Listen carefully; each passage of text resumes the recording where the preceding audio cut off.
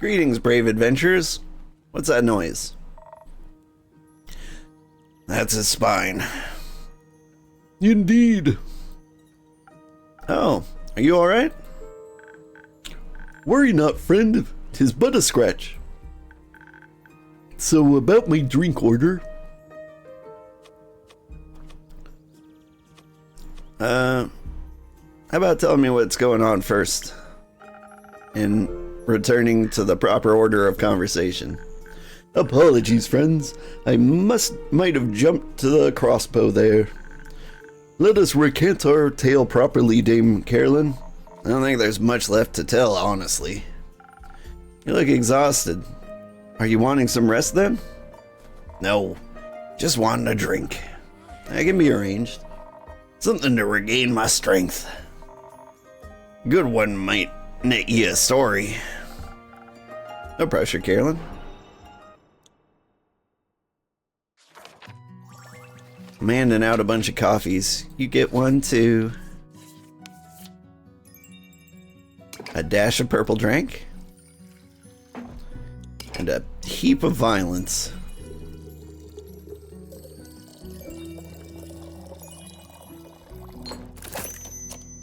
Oop.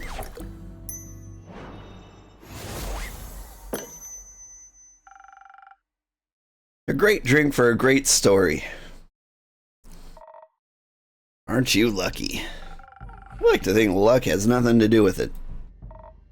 Perhaps not. I might have something else to cheer you up. Oh? Melly's back. Oh. Relieved? Like a great sword's been lifted off my shoulders. She alright? Yes. Though you might prefer to see for yourself. She and Dave left me their address to give to you. Who? You know, them. Right, got it. Only one person would fit such an uninspired name. They'd better apologize to Melly, or else. You have to find out the details for yourself. Just don't keep them waiting for too long. Don't need to tell me that. Fable isn't back then. No. Sure are taking their time. Feel like looking for them yet? No. They're capable. Just my patience is starting to wear thin. You had some to begin with? Pretty chatty for someone within greatsword distance. Right. Can I interest you in one of my drinks as well, Scully? With an offer like that, my friend, how can a skeleton say no? Perhaps something to enhance my aura. I would like to do the proclamation of this tale proper justice.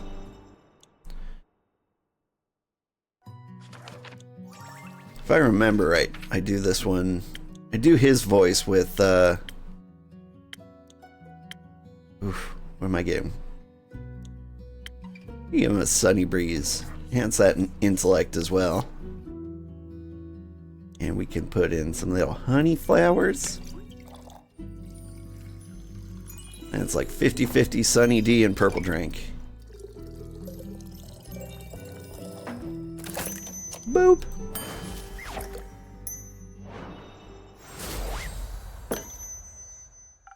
Please enjoy. Oh my.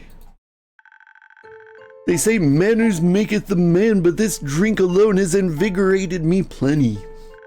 I can almost feel the warmth of flesh on my bones again. Pleasure to be of service. You seem awfully eager to talk about this. And you're not? Was it no help in alleviating the accursed boredom? It was eventful, alright, just lacking a sense of accomplishment, I guess. But no use continuing this pity party. Let's start telling the story I know you're itching for. Much obliged. We started by making our way westwards, though progress was slow. Any complications? Yes, quite a few. Before embarking on this journey, I was woefully ignorant about the plight of the Fizoan farmers.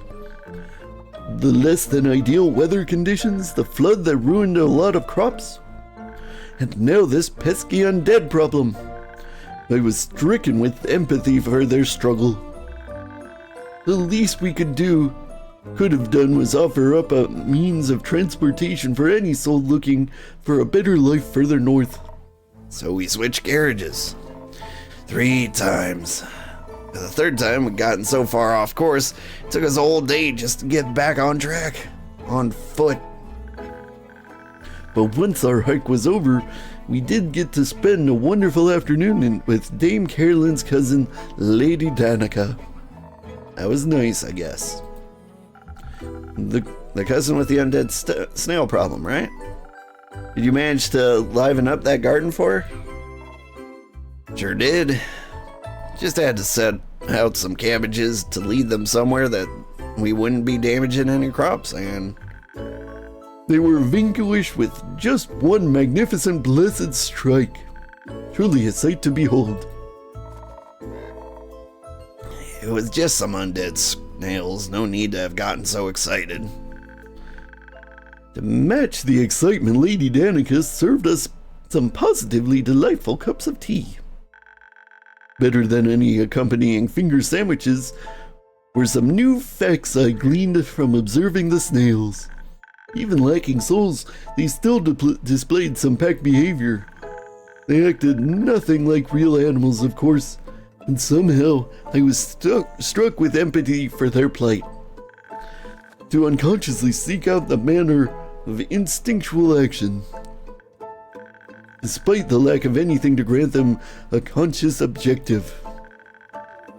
Is there more transparent yearning for purpose than that? My apologies. It appears what they say about old age is true. You can't help but philosophize. And you couldn't help but relate? In a way. One can't help but wonder whether any choices I make is truly my own or just a post-mortem reflex of these old bones. Perhaps even my thirst for knowledge. And yet your enjoyment of it seems genuine. Truly, innkeeper, you have a way with words. Just lots of experience. Though that may be, my worries seem rather foolish now. I count myself quite fortuitous that despite all that my memory lacks, I can delight in learning it all again. Does it really matter, then, where such an urge comes from? Anyhow, my apologies, Dame Carolyn. I completely derailed our epic tale. Allow me to make up for it by continuing post-haste. We departed after that lovely cup of tea and finally headed for the Pale Woods. Lady Danica provided us with a cart and a trusty steed, a cow with the most lovely temperament. Her name's, Lieselot.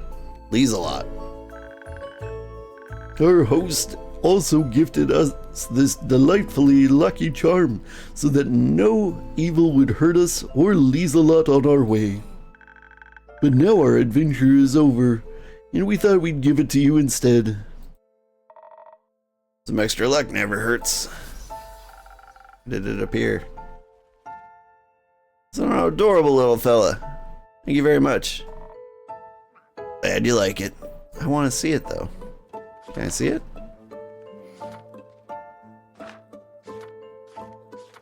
Is there a way to see decorations? I don't think so. I apologize, I derailed again. Where was our journey? I made sure that to greet the gentleman that passed us on our way to the woods. What a magnificent shadow armor he was wearing. Something about it felt oddly familiar. Perhaps it was only my hope that we would look just as gallant after our quest. Lieselot valiantly took us to the edge of the forest, where maliciousness permeated the very air we breathed. What he means is it stunk real bad. We left Lieselot there, sparing her the stench. Seemed like the right thing to do. And forth we ventured. Didn't take long to find what we were there looking for. The place was crawling with them. Which also explains the smell. For some reason, the miasma didn't seem to bother me much. Most respectfully, you don't have a nose. No, of course. Anyways, There was a veritable horde before us, an army of undead creatures shambling their way through the forest. one gnawed tree at a time. They were awfully interested in those trees, it's true. At that point, I was ready to start decimating their numbers. And I would have done so if Scully hadn't held me back just as I was unsheathing my sword. I was keen to observe them for a moment longer. The undead creatures were displaying similar patterns to those snails. They weren't just stumbling around senselessly. They seemed to be following a pack leader. Maybe there was a non-violent solution left at hand after all. I convinced Dave and Carolyn to hold off on the violence for just a bit longer. I was still working out the best point from which to attack him. Couldn't hurt to try out Skelly's a day of first. Except it did hurt. Yeah. While Dame Carolyn remained hidden in the shadow of the thicket, I walked up to the leader, another skeleton, making sure I displayed an open and respectful disposition. I suppose they were not open and respectful in return? Nope. Before I could even react, the skeleton had bitten down on Scully's arm. Agony. Without putting much thought into it, I threw one of my knives. Sorry. I only realized later that the knife I threw was one I had accidentally taken from here. How will my tavern ever survive this? I already said I'm sorry. You always compensate me for it. Actually, Andrew's bucket needs to be cleaned out. Keep dreaming. Ouch. Shot down so quickly. If it kept you too safe, then I'm glad you accidentally took it. Thankfully, your drink did its job wonderfully as well. Their teeth were unable to leave a scratch on me. Dame Carolyn was so as fast as the wind as she got me away from the hungry undead. And so our fierce battle began, with ease. Dame Carolyn took out several of them at once. Would have been a lot easier if I hadn't had to carry you. My apologies, I was still mourning the breakdown in communication. But I got back on my feet eventually. Before long, we were both battling off swarms of the undead. They seemed endless. For every undead creature defeated, two would take their place, dragging the battle on. I know one thing about fighting. It's that you gotta watch your stamina. We wouldn't last forever, but our enemies could. One of them cleaved me straight in half. I was lucky Dame Carolyn caught my upper body. But I'm fairly certain we mixed up the order of one of my thoracic vertebrae when we put me back together. Still, being held in her arms put me in the perfect position for a strategy meeting. I thought back to how we had dealt with those snails. I felt like I needed to maximize the impact of my blessed strikes and fill them all with just one. So we baited them and ran, leading them to a nearby clearing. My separated legs rounded up the ones that didn't fall for the first baiting. Hi, Kaizen Gammon. How are you doing today? Good morning. And once at the clearing, I reunited myself, luring them all towards the center. As all of the undead creatures had gathered around my two halves, the sky cleared up. Like a crash of thunder, the sound of Dame Carolyn descending from the sky or a tree was all that could be heard. For a moment, my eye holes were completely blinded by the radiance of that blessed strike. You're groovy? Late again, but fine? Yeah. This week's not off to the best start, is it? I'm feeling it. You're exaggerating. I like it. Sounds very heroic. It was! I don't think it counts when what I did was essentially pointless. Did the strike not land? It did. Well, the strike hit home. I realized most of the creatures could be resurrected again at any point. It's a shame, truly. Not at all? Oh. Even though we fought so valiantly, Is your week going great? My week's been a little weak. My son tried to feed a kid with a peanut allergy a peanut butter and jelly sandwich. In his defense, he thought it would only make him cough or sneeze, but that wasn't appropriate at all. Or either. And so, long conversations about the gravity of the situation and extensive punishment, and he's banned from pranks. It's a week. It is. I've had better. I don't know. I mean, from this day on, everything's gonna be better. But the start, little rough. even though we fought so valiantly. Oh, but we did get something else as well, innkeeper. Right. Here. Trees look really chewed on and dead, but the berries seem like they were thriving. They're the ones Elfie was going on about. Not like they're here to appreciate them now, so I guess you can have them. Whoa, my cousin has a peanut allergy. It's extremely sensitive. Glad he learns that now. Yeah.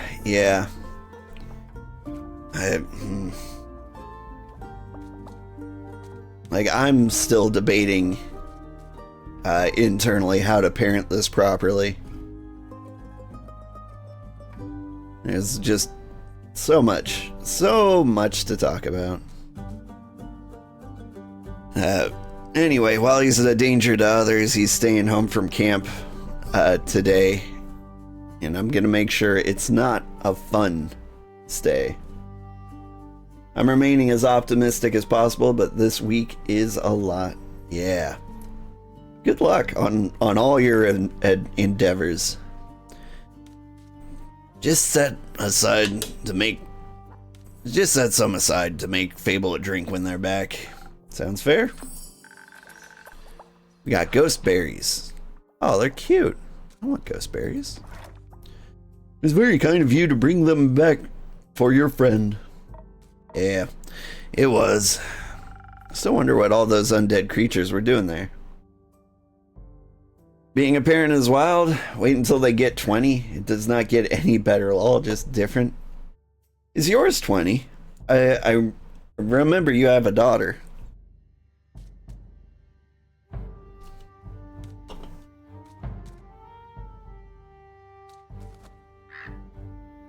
But yeah,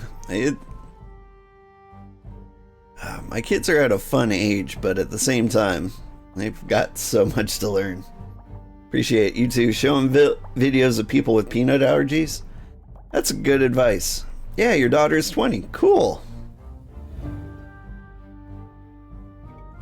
She will be 21 in August. So she's out there living life, being an adult and junk. So much to learn. I'm still learning. I'm old. Trying to think of the most wholesome way to say that. And I feel like I'm still improving as a human being.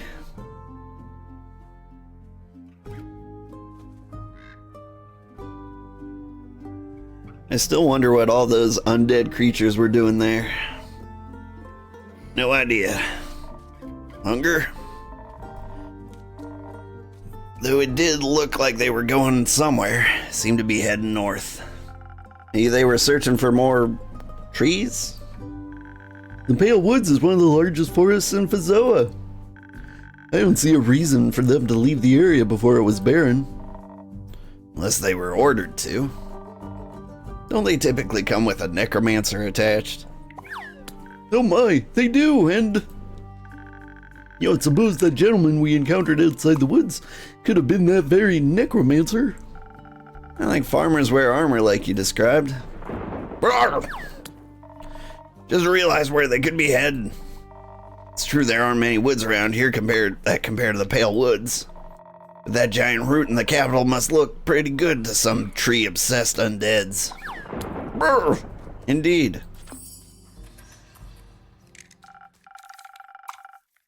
Just to clarify, you believe hordes of undead or creatures are marching towards the capital? We all are. You're doing great, though. Just need to get creative and make sure he understands how dangerous that is.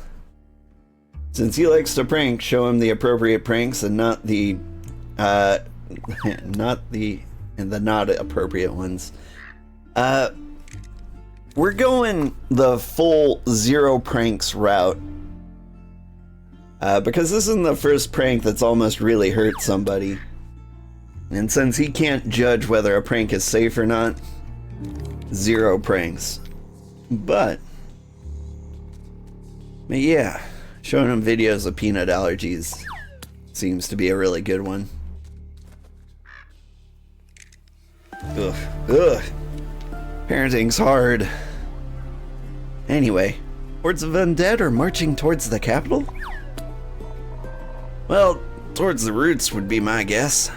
I see. They're heading towards Temis to gnaw at the divine roots as if to... fell the Aether Tree? Precisely. Not that such an action alone could destroy the whole thing, but it would certainly do some damage. What in the bark are you talking about? As I just stated, somebody is trying to destroy the Aether Tree. The Starfall, the Primordial Flood, even the interplanar portals. It's all part of a big plot. Was that not clear? No. Oh my, that's awful. And insane if true. Is it working? Unfortunately so. Or do you see the stars in the night sky? I mean, there's one. There used to be more. And we don't know who's behind it yet either. Well, Carolyn, Mr. Scully, the gentle person you greeted outside the woods, you thought he might be a necromancer? He certainly bore the armor of one. Did he seem like he wanted to kill everyone? Not particularly, though it can be hard to tell sometimes. they've basically got the same voice. I was hoping they wouldn't interact. He likes pranks, I see. And yeah, no prank is cool, but I've learned that if you ban them, they will sneak. The only reason I'm suggesting that is because he may be seeing those pranksters on YouTube. They are a bad example of that. He hasn't seen pranksters on YouTube as far as I know. It's rough. He does have a prank choice. Your choice is always, but I think you have an opportunity. So when he gets older, he's not what we see on these YouTubers doing. They are horrible. I agree. Seen some pretty shady stuff. And the shady, like, the worse the behavior is, like, the more views it seems to get. And so many of these rascally tubers are being encouraged to be as terrible human beings as possible. I absolutely hate it. Now, in terms of like safe, fun pranks, we do have these things called fart ninjas. Apparently, they're all the rage. It was what they wanted for Christmas more than anything. And what they are, they're just motion sensors that fart when you walk by them. They're cute little ninja things. Like, that's a harmless prank. Like, I've been pranking them, they've been pranking me with those. But, yeah. I don't know. There's... Oh, bruh, fart ninja, right? I was hesitant to get them for him because I could see that getting real annoying real quick. But, they've been good with them. My favorite was when they hit them in the refrigerator. You'd open the door and it would fart, and it was great. But, yeah.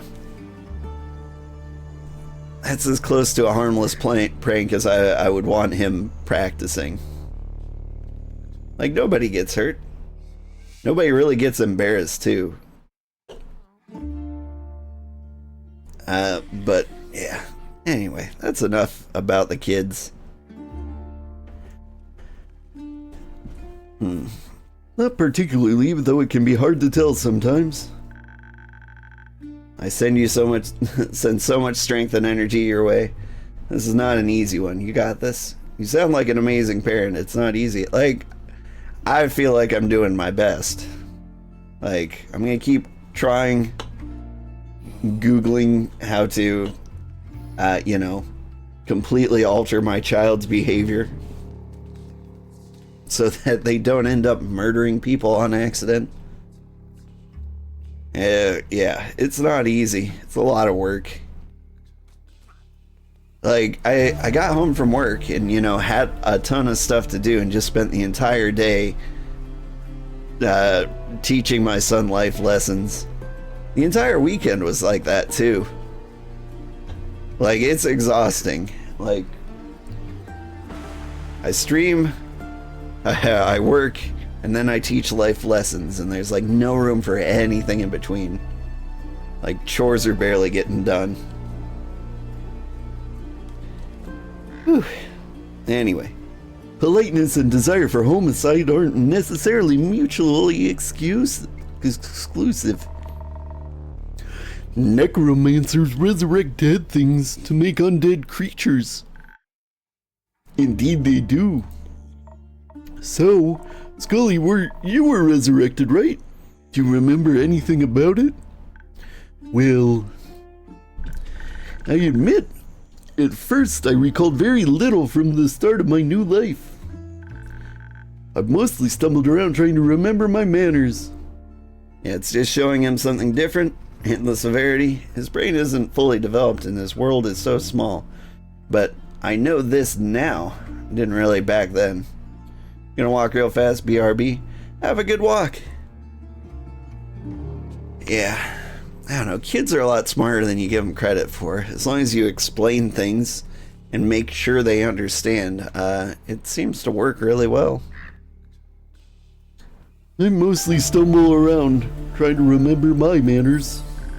But my memories, or rather the memories of my body, which I suppose are also my memories, have been getting clearer lately. Let me try to focus my thoughts.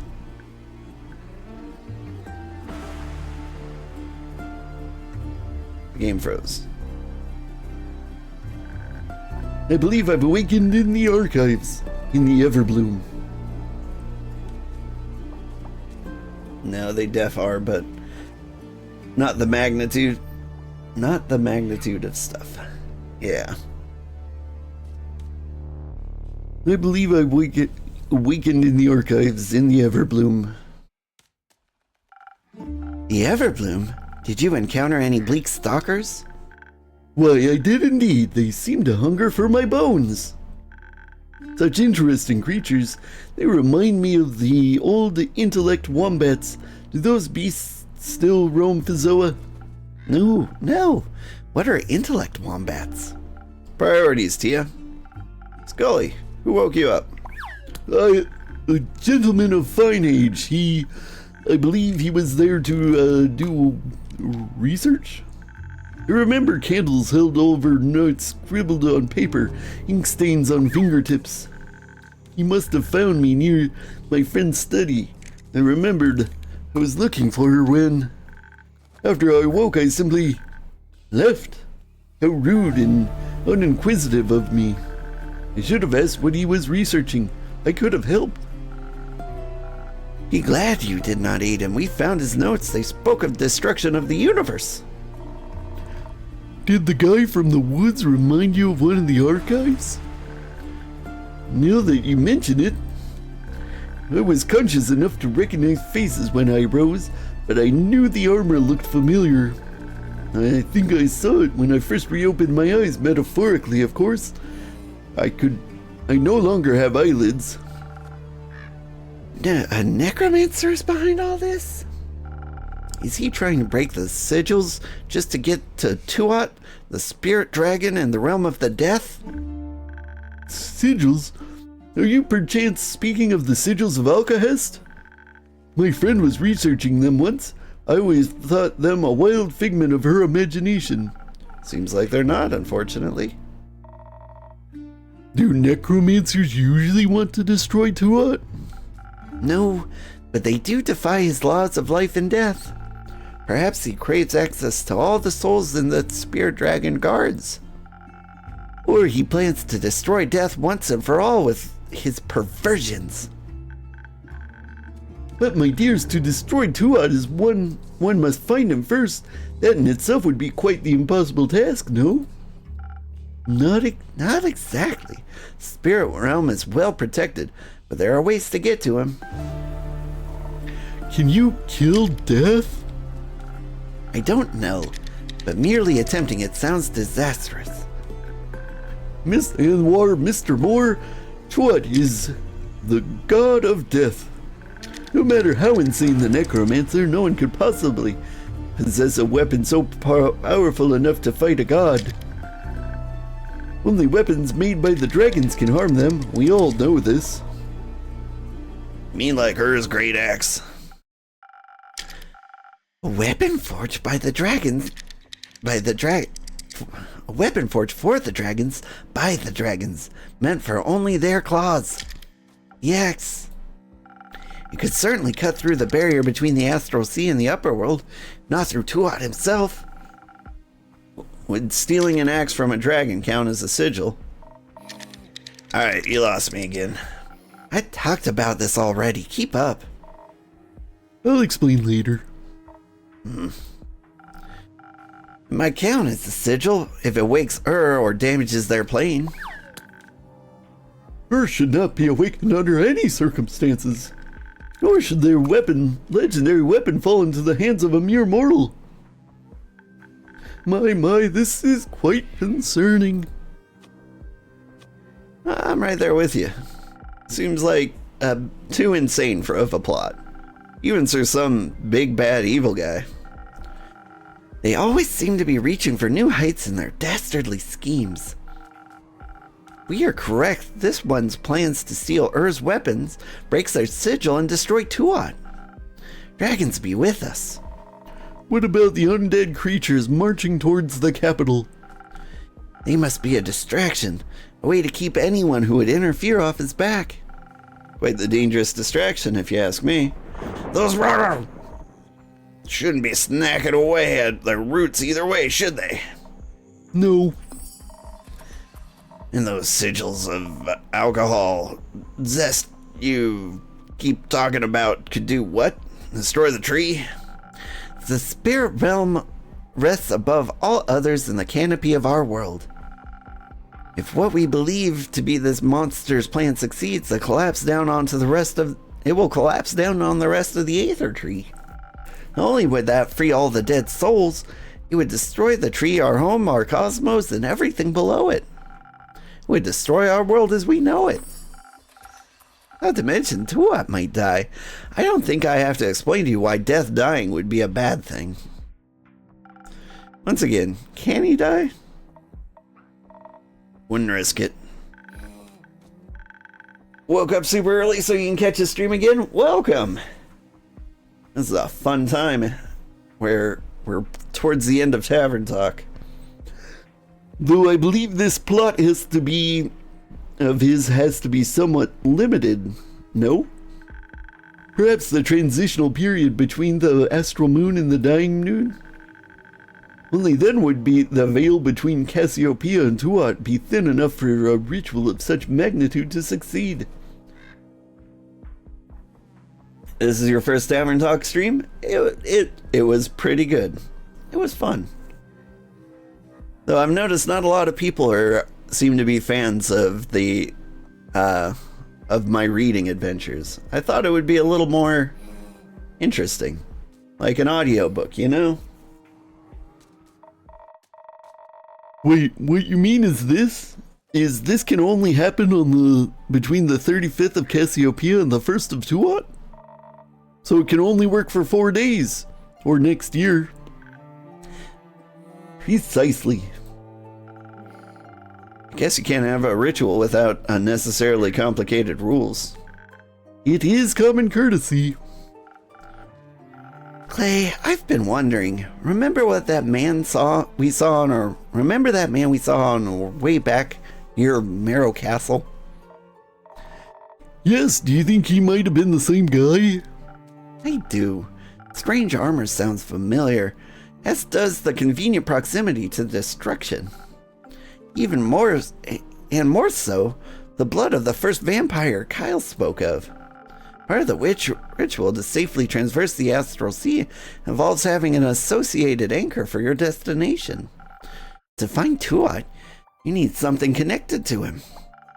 Like the blood of a vampire eternally bound to him? Yes! Maybe our villain got his hands on it. Perhaps he knows more of Cassiopeia than I anticipated. All this out of context, barf. Giving me a headache. Innkeep, got another drink to spare to help with all this mess. Something powerful enough to get me through this. Anything for you, Carolyn? And get her the sailor juice. With peppers. The 2 violins. There. It's a Southern Brawler. And there we go. Sailors. Boop.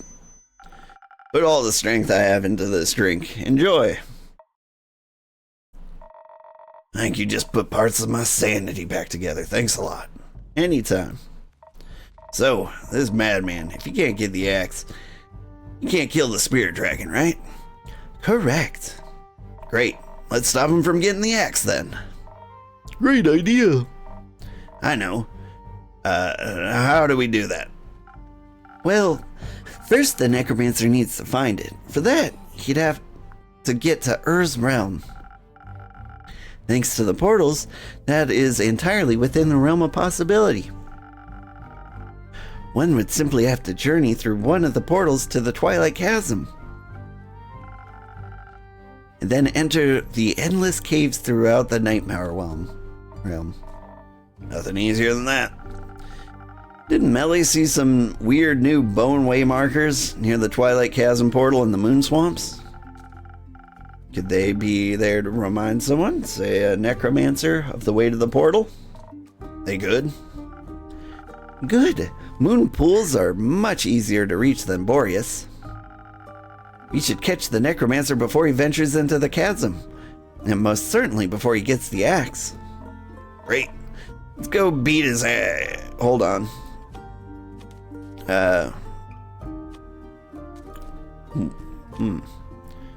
What if he's right? Or what if you don't succeed? What if you don't succeed? I have faith in you, but he sounds powerful. How about a backup plan? Hate to say it, but you're not wrong. Thanks for looking out for us. If we don't manage to stop him from getting the weapon, then we stand no chance in a fight against him.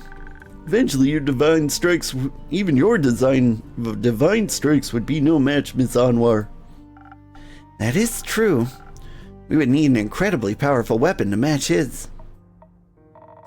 Not sure if it's enough, but I do have this sword I got from my baba. Let me see it. This is remarkable craftsmanship infused with minor divine powers. Incredible. But I'm afraid even this cannot rival the great axe in any capacity. What if it was mixed with dragon fire? What? Do you have such a thing on hand, young lad? No, but I know where we can find some. The ever-burning flame in the Highlands is dragon fire. The one you wanted to see, Tia. You think now might be a good time for that. You're right. Dragonfire merged with Carolyn's blessed sword. Wouldn't be as powerful as the axe, but it might give us a fighting chance. We had a master craftsman to forge it, that is. Rhea. She's a blacksmith.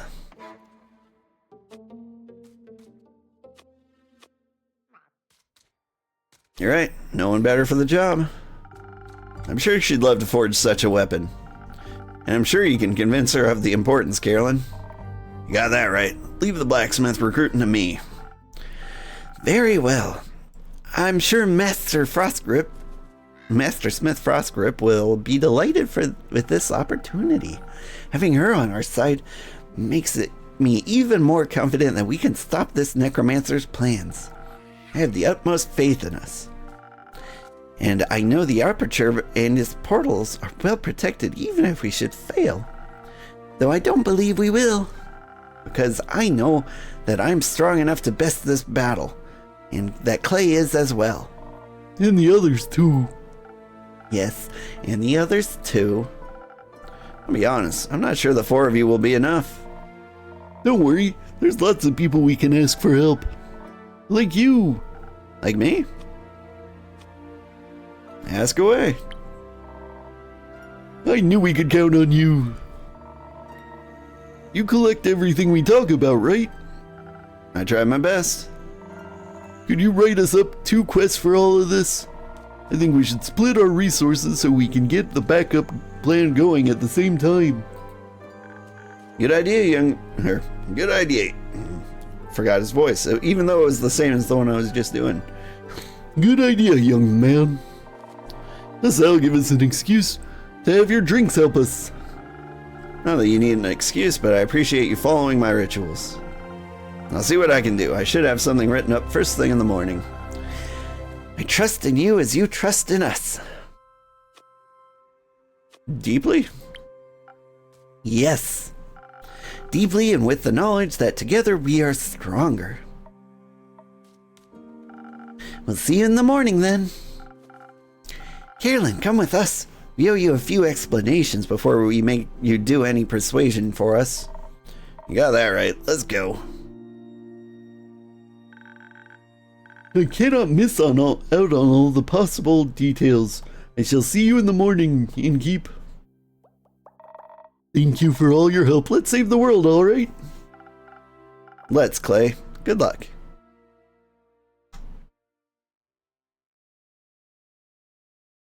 Oh man, I've got so many things.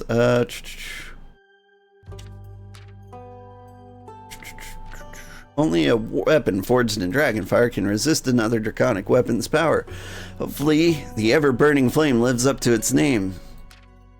Legends say the first flame Leviathan ever bestowed on mankind still burns up in the temple in the Highlands. Carolyn's great grandsword once belonged to her grandmother. Allegedly, it's a gift from the dragons itself. Very impressive if true. Alright. Go get a dragon sword. Done. The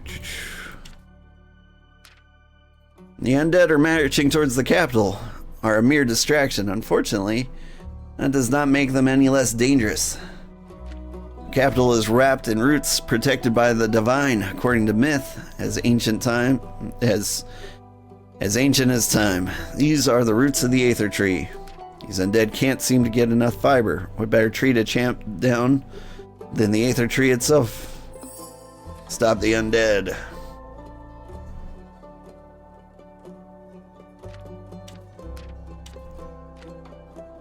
Let's see.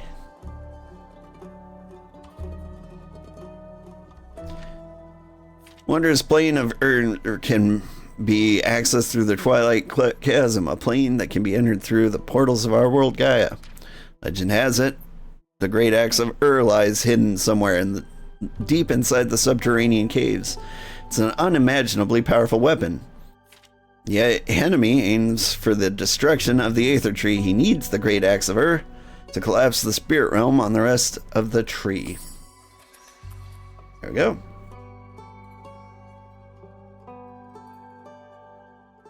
We really are getting towards the end of the game.